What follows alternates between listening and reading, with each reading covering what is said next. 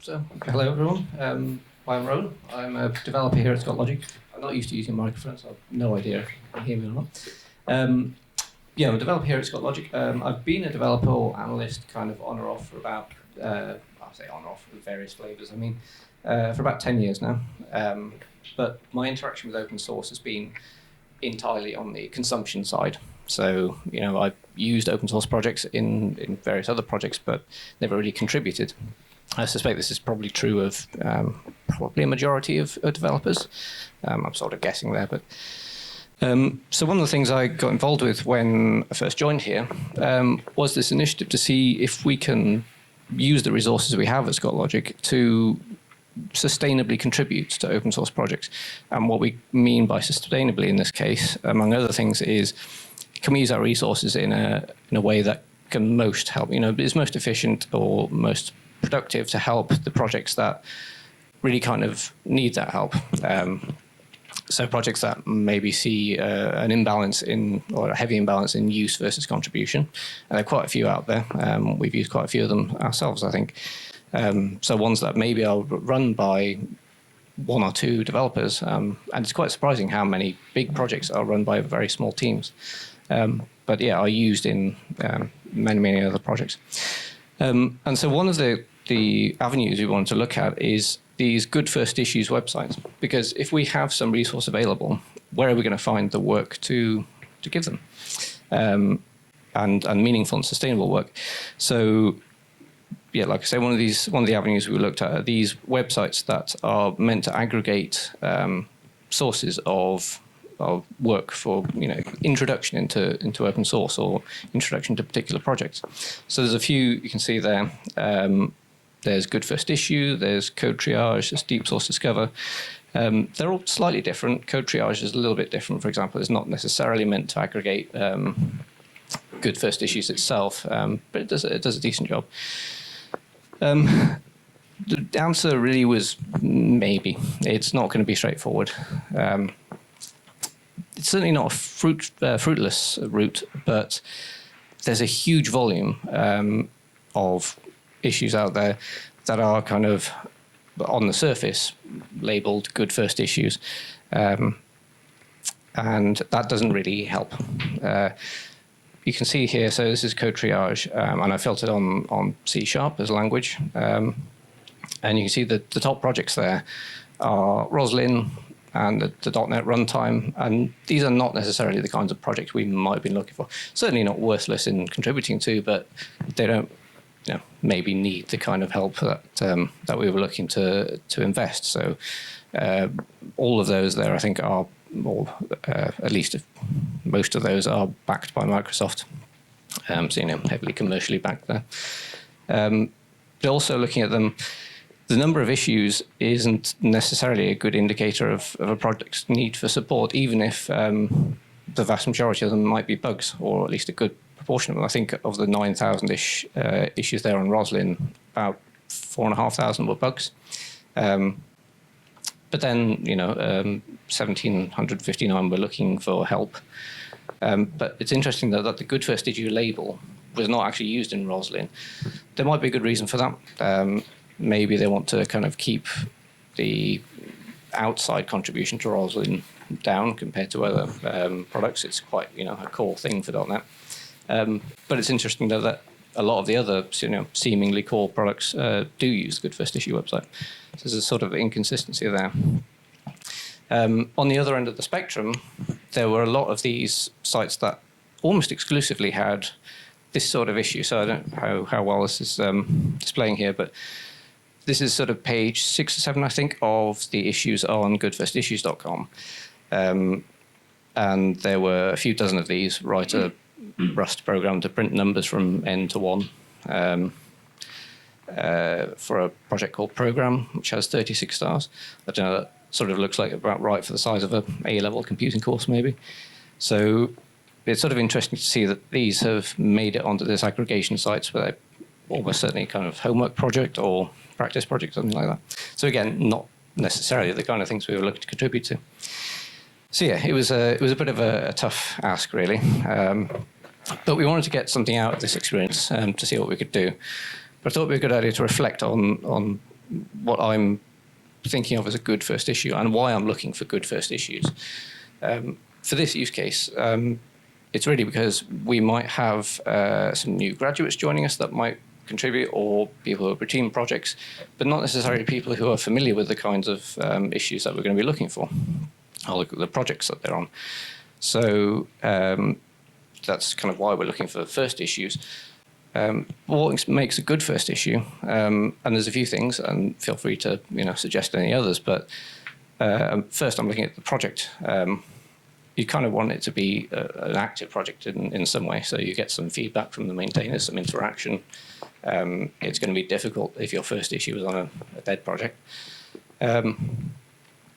But that's difficult to see a lot of the time, at least from the most visible metrics. So things like commit frequency and pull requests, they kind of mean different things across projects. There are some projects that quite vastly oscillate in activity over time. Typically, probably those who are run by 2 or 3 people who have sometimes a bit more spare time to contribute to it. But there are others that I noticed. I think Oxyplot was an example of this, where they just take over time. They're months and months without anything huge happening, and then a few issues would be fixed. They are alive. They just on a very slow scale. So again, something that might be difficult to contribute to sustainably. Then we look at the community. So introducing people to a project is going to need some feedback from the community. It's going to need discussion, someone to turn to if you've got questions. This is easy in a closed source team, for example, but in the environment of open source contribution, it can be a bit more difficult, a bit more kind of isolating or distant. I also sort of noticed that GitHub's tools, so assigning issues, using labels and linking, they're not really used consistently across projects. Sometimes maintainers will assign an issue to someone who contributes, but not always. Sometimes they'll just maybe leave comments saying, go ahead and do it. So it can be difficult to know if an issue's been picked up or not. And then looking at the issues themselves, there's kind of 2 criteria that might be a bit contradictory. A good first issue should be, relatively straightforward, because you want to kind of dive in without getting lost immediately. But also, it would be good if it provided a decent introduction to the project, to the code. And these 2 things obviously can be quite difficult to find together, because a good introduction to the code often touches a lot of different systems, different parts of the code, and that might make it complex and not simple. But simple tasks in themselves are often difficult to find. I mean, even in closed source projects, if you've got a new member joining the team, finding those first few tasks for them to work on is not always easy. What do you mean with first issue? So if someone's new to contributing to open source, or new to contributing to a particular project, the first issue you work on. Oh, to start with? Yes, yeah. Yeah. So I thought I'd try to get out of this experience something that I can, get some value of, and maybe, pass on to others and help. And if you're looking for a first few issues, some advice really. So one of the things I didn't see very much, but were really helpful when they were there, were implementation hints. And this, again, comes from both contributors and maintainers. So when you're looking at an issue, even if it's supposed to be a good first issue, or the maintainer thinks it is, there's not always going to be the right kind of hints in the description, and it's helpful to look beyond what the initial description gives you. So there are often related pull requests, and again, they're not always linked. Some maintainers use this linking, some don't. Or bug reports, or any discussion around it that will give you extra context. But I'll put an example here of, this was in the Entity Framework Core repository, where the description is really terse. So it's a simple example of the kind of thing they want done with this issue, and it actually is a very open-ended issue, even that, despite the simple example there. But having put that link to that comment there, when I started diving into this issue, they gave me so much more to go from, to a thing to search for in the code, and some background on why they want this change, and that comment is actually on a pull request for a very similar change elsewhere in the code. So that little link there provides a huge amount of value for someone kind of jumping in. So something as simple as a link or just where to look in the code to start with is incredibly helpful. And kind of related, feedback from both sides is really important.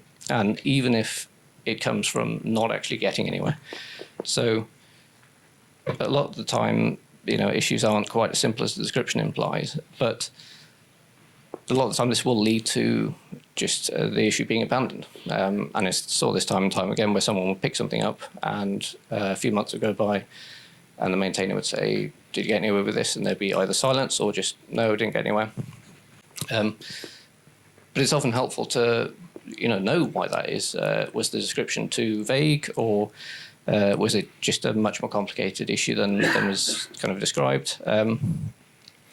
But leaving any kind of progress you made, or even just saying I didn't look at it at all, it can still be helpful, and it can provide somewhere from the next person to start off, and also let the community know that it's not being worked on anymore, so it can be picked up. But from a maintainer's point of view, it's often probably worth prompting what's been tried. And this is often because people will miss something that you assumed was obvious in the description. That would have probably really helped. But beyond the kind of technical feedback you can give, just a positive response to any kind of contribution, whether or not it goes anywhere, I think is a helpful thing for the community.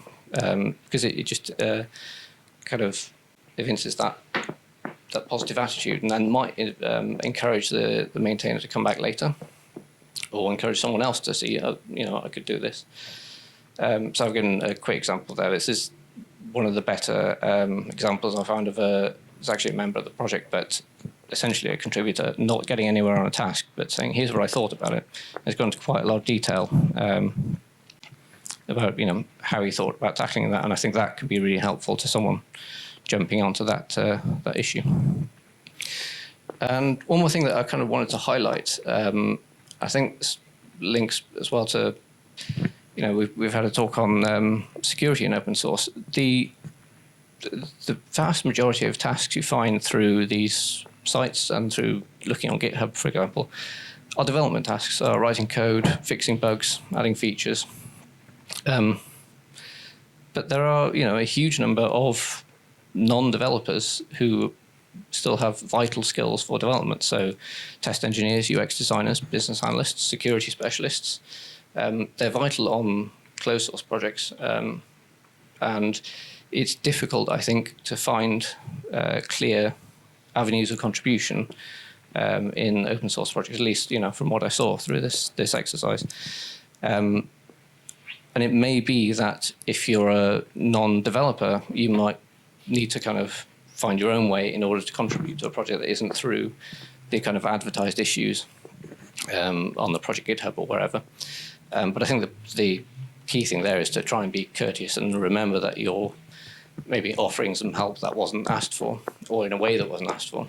And just remember and respect the maintainer's kind of time with that. But for maintainers, consider, is there anything that these kinds of specialists can do? I mean, it may be that a lot of these things are, the maintainer might, for good reasons, might want to keep those kinds of tasks closer into the project, especially if they're critical to the business model or product model of the project. But there may well be good avenues there. So overall, there was a huge amount of work there, but finding the good first issues, the good introductory issues, and good issues overall, it takes quite an investment of effort.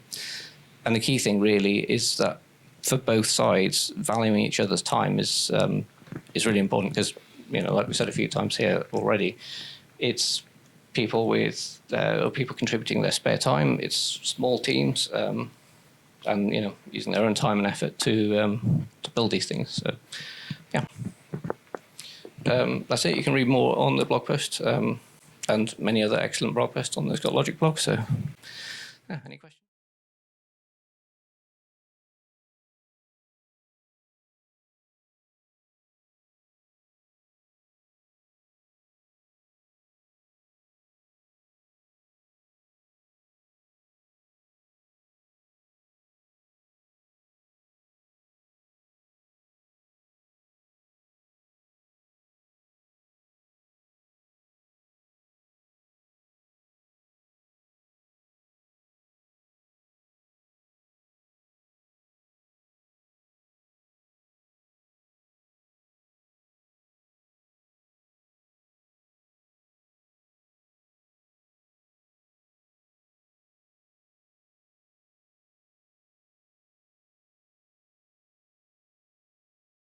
So yeah, the question is briefly: have I encountered any issues where maybe they seem simple or straightforward at the start, but when you start to look into the code, you realise there's a hell of a lot more to do here.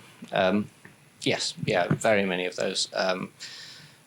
One of the first ones I thought might be useful or might be meaningful to look at turned out to be one of those, and it was, I think, actually. Yes, it was this one on EF Core. So that sort of looks like a very straightforward or small change from the description. But as I talked about, that comment there gave me a huge amount of context in order to work out, actually, this is a bit more of a tricky problem. And this is one that my colleague Jake initially looked at. And then after a couple of days, I think, he said, yeah, I'm probably going to have to drop that one. I really don't know what's going on here. And I've worked with EF Core quite a lot, and this was a change to their the way they pass SQLite. But I had to work that out through spending a couple of hours really looking into the code, and even with that context.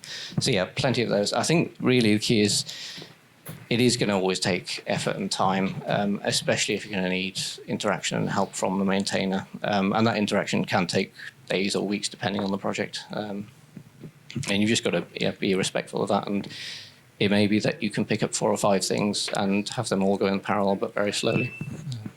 Yeah. Could you describe the first issue that you worked on? First issue so the first issue I worked on was a change in the fluent assertions library. So that's a testing library, a part of a testing library for C#. And it was very specific, very small change. But even that sort of needed some feedback from the maintainer, because it was a case of looking at the problem, thinking, okay, I think I know how to solve this, and then saying, I'd like to work on this, here's my suggestion, waiting a week for them to get back and say, yeah, that looks all right. And then, another few weeks where I encounter another problem and have to go back and ask, what do you think about this? Because I'm familiar with the product, but not necessarily the kind of standards and approaches they want to take. So yeah, again, just takes a lot of time. Okay, so I didn't realise there was always this back and forth. Yeah, and it is depending on the project quite slow and sometimes tedious. Okay. Mm. How do you convince your employer to let you work on open source projects? The contracts I've had, they would say something like, "Oh, even if you work extra time, that belongs to us." So it's always a gray area. Mm-hmm. Whether you do some of your own projects. I mean, most of my employers didn't care.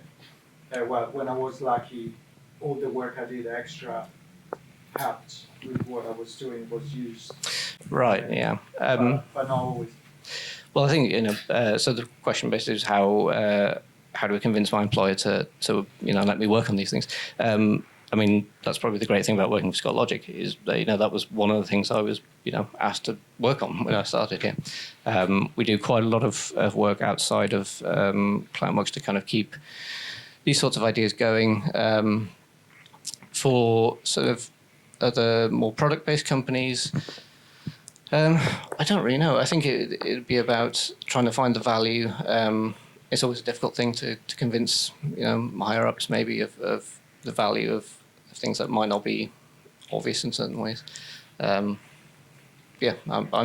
not entirely sure. I think the contract should be rewritten to Maybe. to clarify at least where you spend. You know, it's, you know, you got a weekend as well. You got some free time. That's true. Yeah, It'll be up to you how you use it. exactly. Yeah. Yes. Cool. Thank you very much.